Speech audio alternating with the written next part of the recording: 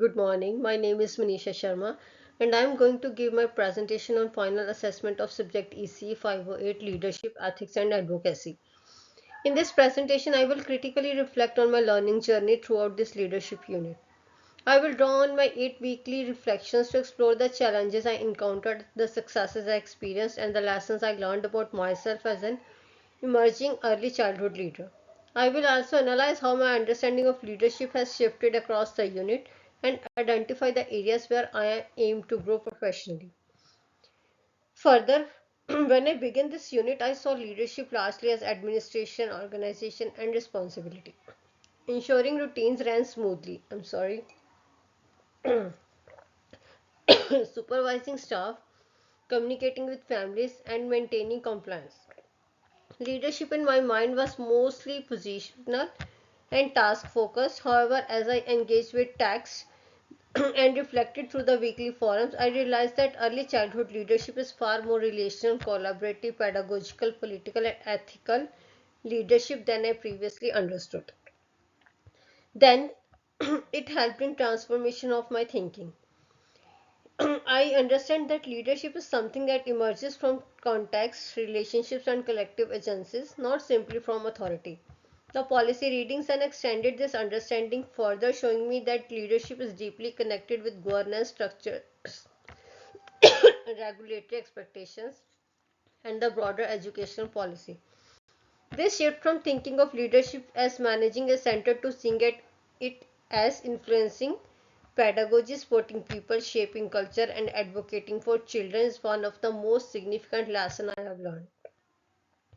Across my 8 reflections, my several themes emerged that helped me identify not just what leadership is, but how it is enacted in daily practice. One of the biggest challenges I explored was communication. In my reflections on workplace, communication is recognized such as language communication issues I recognize as language diversity, time pressures at drop off and pick up, and the emotional context of family interactions. I learned that effective leadership communication must be intentional, adaptive, responsive, and multimodal.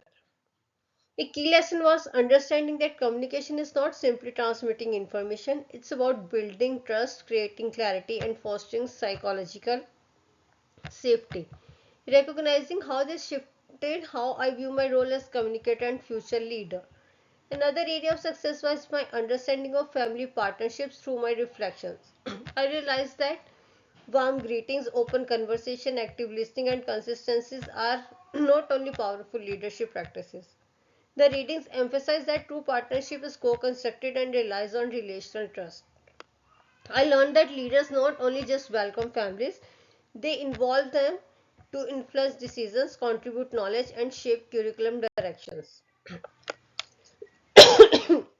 My reflections on the NQS highlighted the both challenges and empowerment.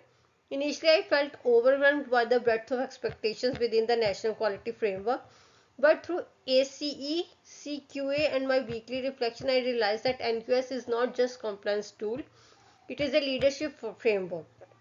I realized that reflective dialogue with educator, collaborative QIP planning, and ethical decision making all influence quality decisions. The understanding strengthened my confidence and helped me see how leaders shape quality outcome through every day. The governance reflection was one of my biggest challenges. Understanding committee structures, AGM, legal responsibilities, all these were very complex and highlight that leadership involves navigating governance systems and enabling transparent and ethical management. Further, reflecting on modeling, mentoring, and coaching helped me see how leadership directly influenced pedagogy. Through my reflection on pedagogical leadership readings, I realized that educators thrive when leaders model reflective practice, empower decision making, ask thoughtful questions, sport strengths rather than deficit. This made me reflect on the type of leader I aspire to be. Looking across my reflections, I learned that I value relational and ethical leadership. I am reflective, open to feedback, and committed to professional growth. I recognize my responsibility to influence quality and culture. I am increasingly confident in navigating communication policy and pedagogies. This shows a clear transition from seeing leadership as operational to understanding that it is transformative. In conclusion, this unit has significantly transformed my understanding of early childhood leadership. Really sorry. Through deep engagement with the readings and reflective tasks, I learned that leadership is relational, reflective, ethical, and deeply connected to quality, pedagogy, and collaboration. My reflections have helped me recognize my strengths, confront my challenges, and identify meaningful pathways for continued professional growth. As I move forward, I am committed to being a leader who communicates with clarity, leads with integrity, collaborates authentically, and advocates strongly for children, families, and educators. Thank you very much. These are my references from where I draw all these knowledge, and this was my presentation. Thank you very much.